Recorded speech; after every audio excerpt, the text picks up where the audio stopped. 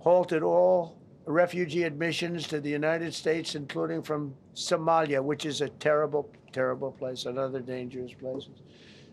And we also stopped the pirates because they get the same treatment as the drug boats.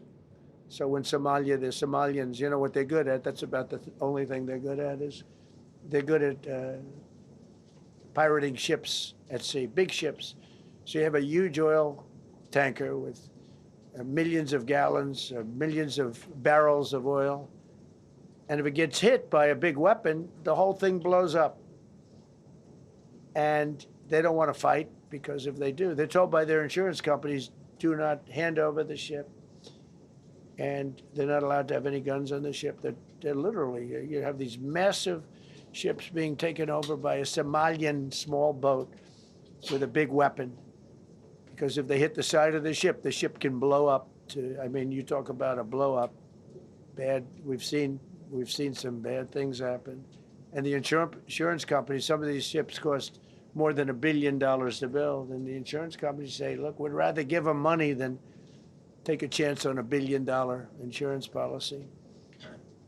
But they don't have to worry about it because we hit them the same way we hit the people with the drugs in their boat. They don't know what the hell happened. But all of a sudden, there are no pirates at sea. Do you notice? We haven't had a boat taken in a little while. Came out of Somalia, really corrupt place. It's not a country. They don't have government. They don't have anything. I always hate to see this. Ilhan Omar, she comes from Somalia, a backward country, probably the worst country. They say it's the worst country in the world, if it's a country. I don't even think it's a country. There's no organization, no anything. They don't have police. They don't have military. They don't have anything. They just have people running around, killing each other and trying to pirate ships. But she'll come here, comes, and then she wants to tell us how to run our country.